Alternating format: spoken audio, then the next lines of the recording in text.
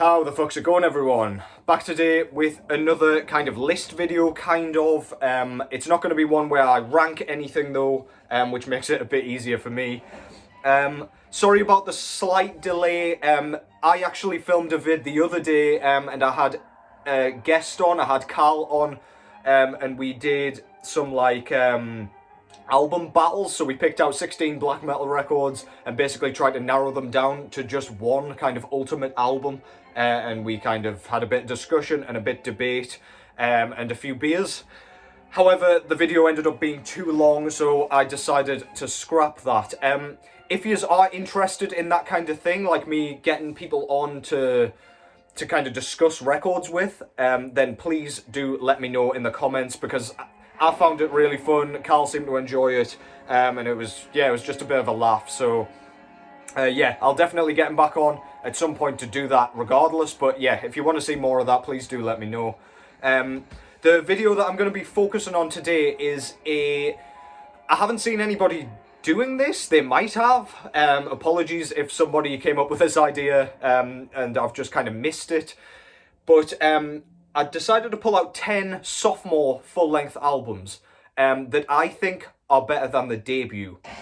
So I'm going to try to speak minimally about each of these albums. I'll obviously kind of explain a little bit about why I think they're better than the debut as I go along.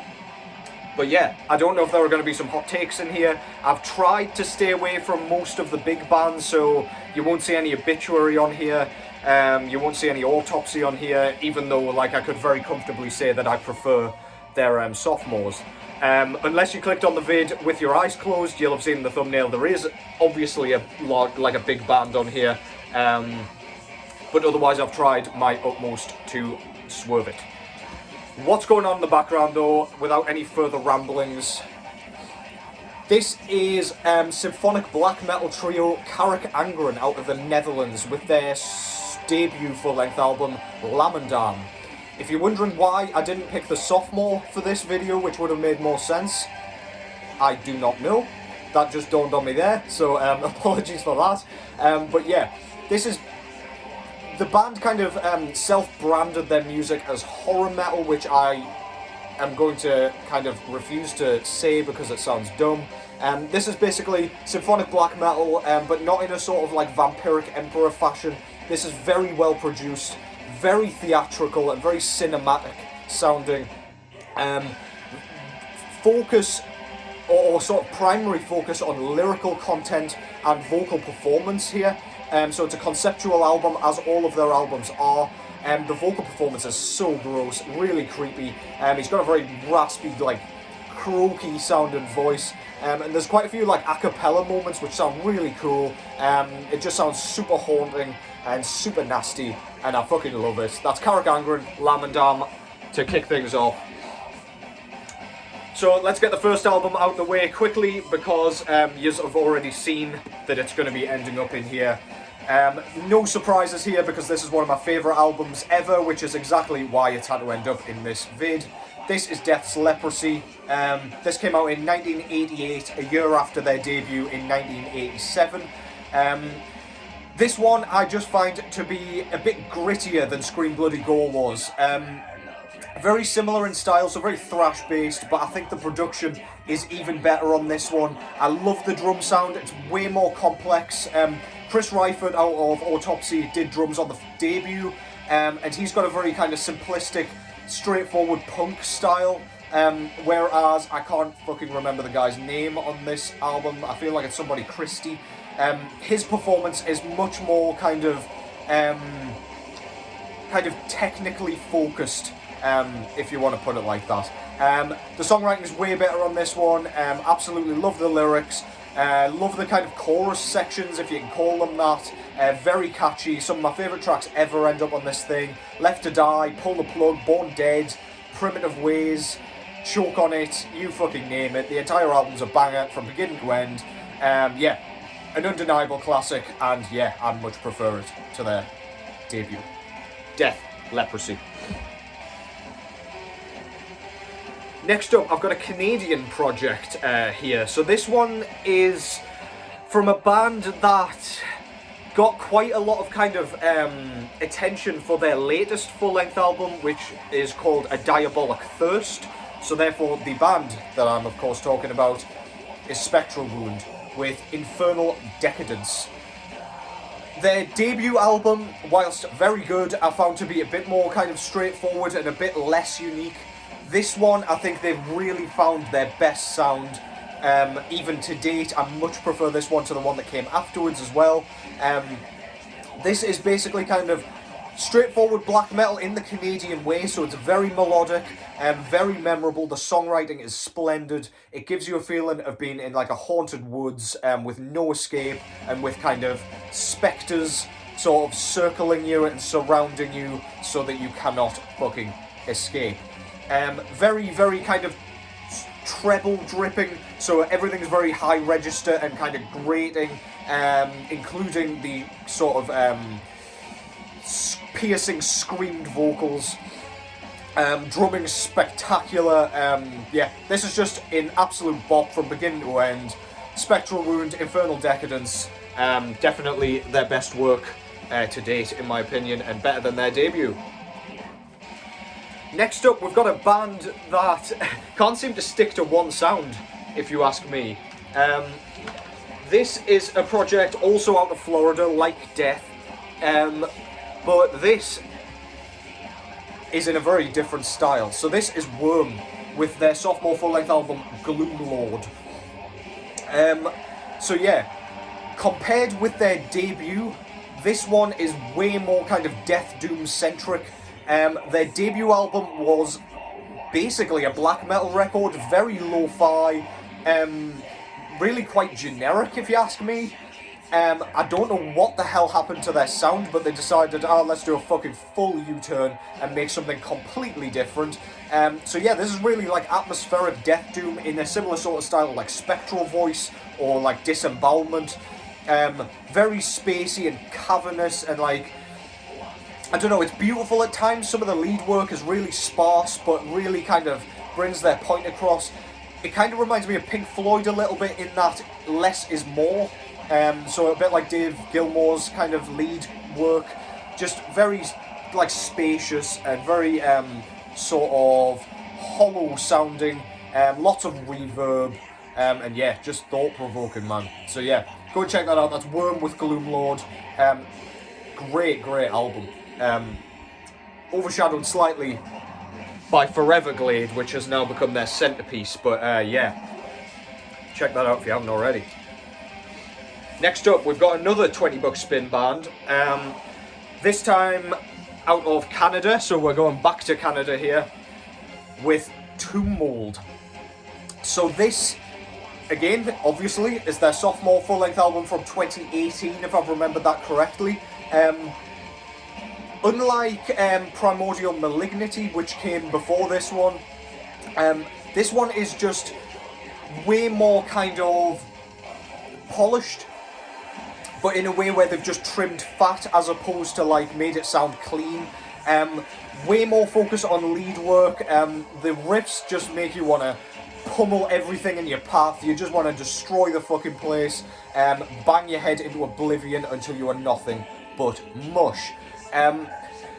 There's like Bloodborne themes on this, Dark Souls themes, very cool. It sounds pretty much as the album cover looks. It's just like a kind of horrible insectoid kind of cavern of fantastic riffs, superb drumming, low guttural vocals that just kind of shudder the ground beneath your feet or arse.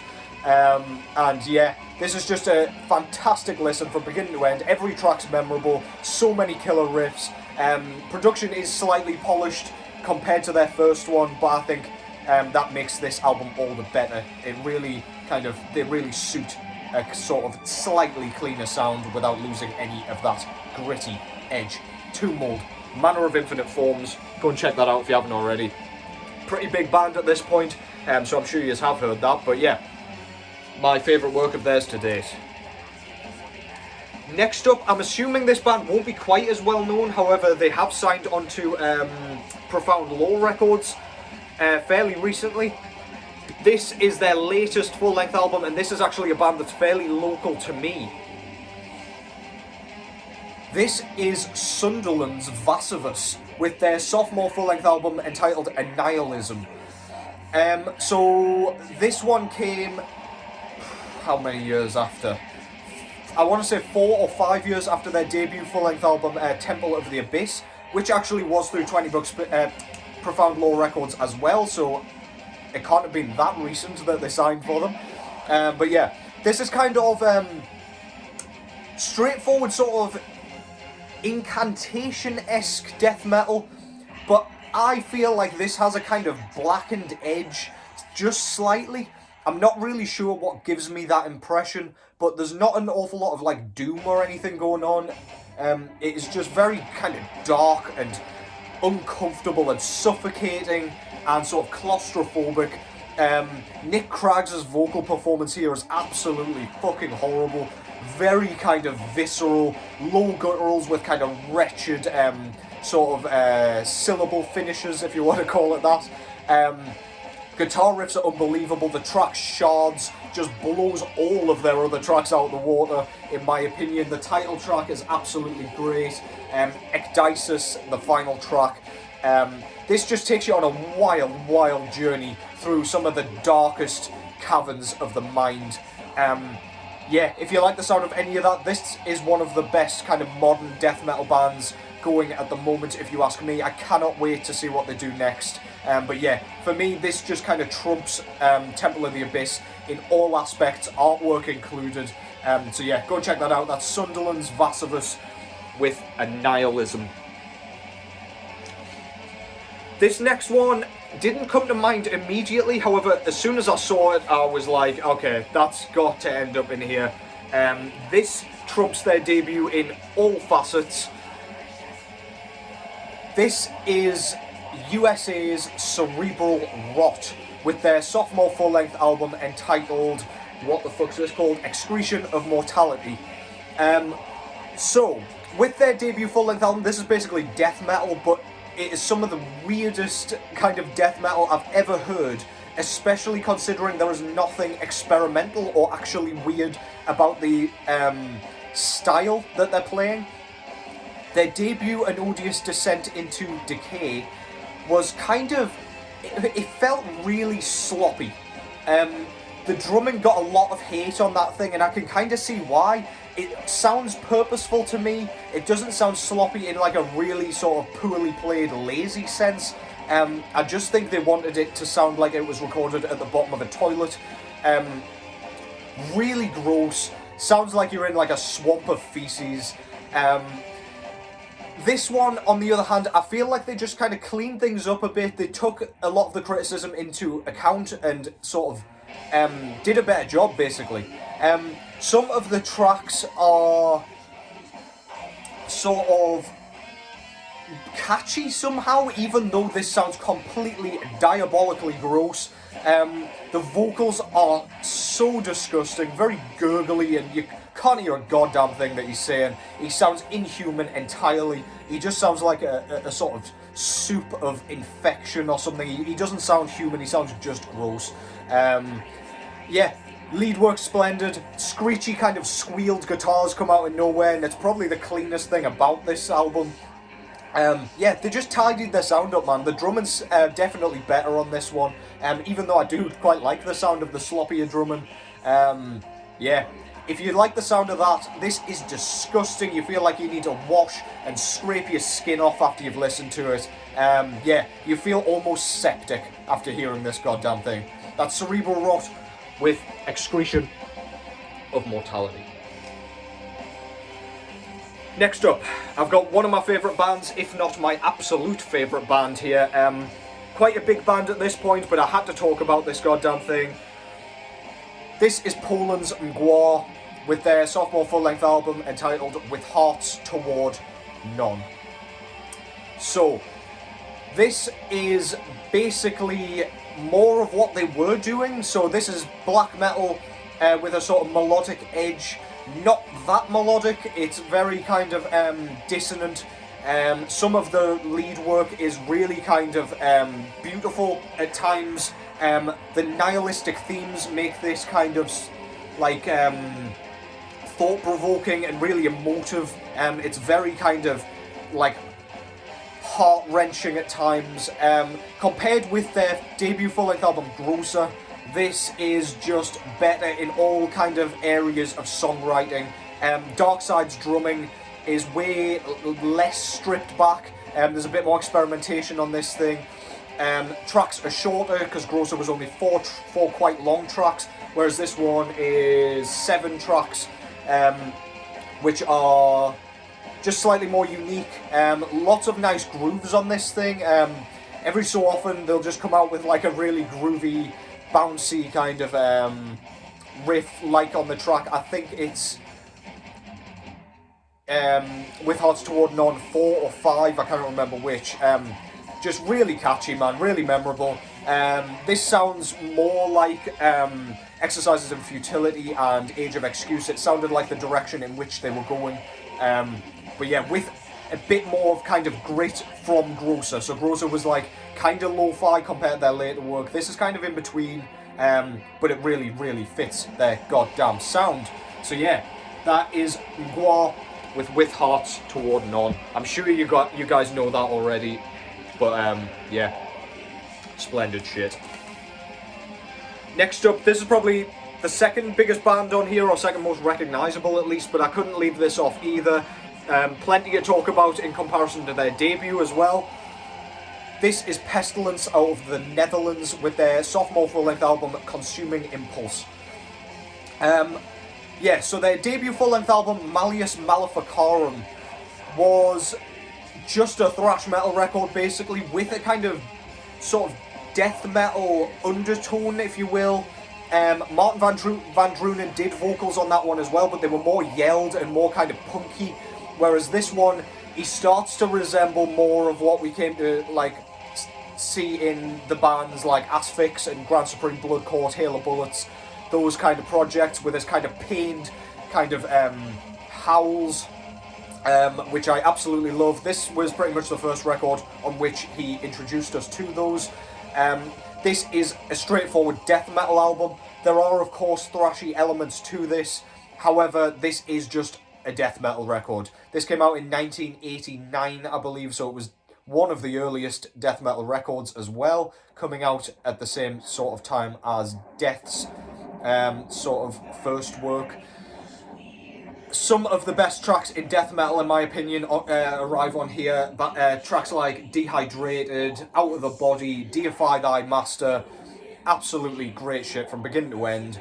Still pretty underrated. This still seems like a bit of a kind of underrated gem, kind of dwelling in the shadows of the genre.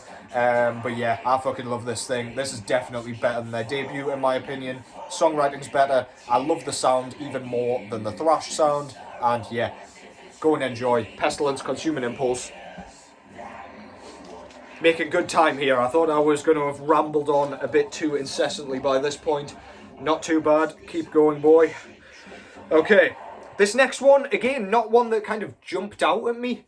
But yeah, this one got quite a lot of attention when it first came out. And for good reason. This is Denmark's Afsky with their sophomore full-length album entitled Ofte Jeg Drummer Mig Dot. I'm not really sure what that means. It looks like it's saying like something dreaming with dead or something. But anyway, this is basically black metal, pretty much straightforward. However, there is a huge kind of depressive feeling to this. Not in a like depressive suicidal black metal kind of sense, but it's just really sad. There's lots of kind of ambient sections on this that just break up the chaos of the kind of more melodic, visceral, grating, seething black metal sections that kind of make up the vast majority of this runtime. I think this is a one-man project, and I think he gets session musicians in just to kind of help him out. But yeah, this is one of the best bands in the genre at the minute. Their first album, Sorg, I believe that was the name. While it's absolutely fantastic, I just don't feel like it kind of created the same atmosphere or captured the same kind of melancholic feeling that this one does. the album cover itself kind of tells you what you're in for. It just shows like a woman really in pain. It's this kind of guy dying. I assume it's a father or something, dead in the middle of a field. Absolutely unbelievable stuff. Absolutely love this thing. Every time I throw it on, it just makes me think. It makes me sad. It just brings out raw emotion that I didn't even know was inside of me.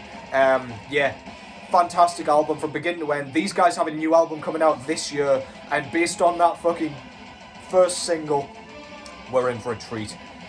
But yeah, that's Afsky with Ofte Jeg Drummer Mig Dod.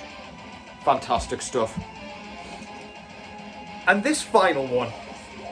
So, Carl can attest to this, but I've always said I have a preference for the debut with this band.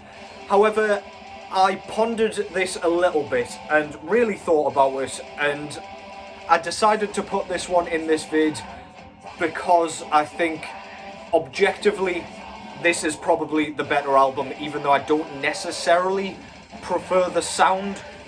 The band that I'm talking about here is Ukraine's 1914 with The Blind Leading the Blind.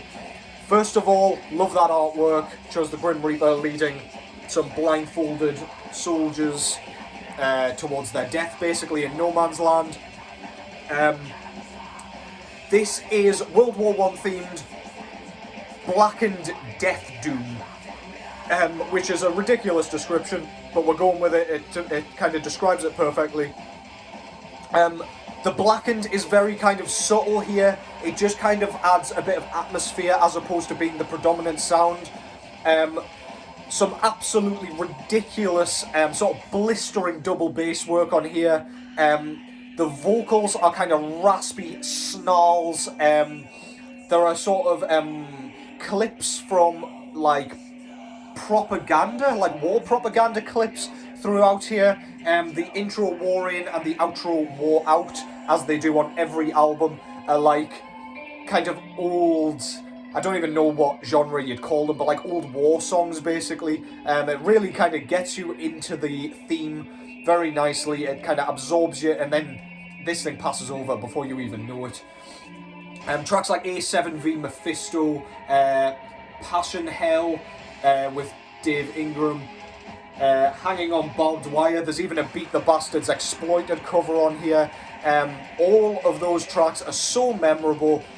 They just get stuck in your head, even though there's nothing like catchy really about this. It's very kind of aggressive, so catchy's probably like the last word you'd use to describe this, I guess, even though I'm sure I did just describe it as that.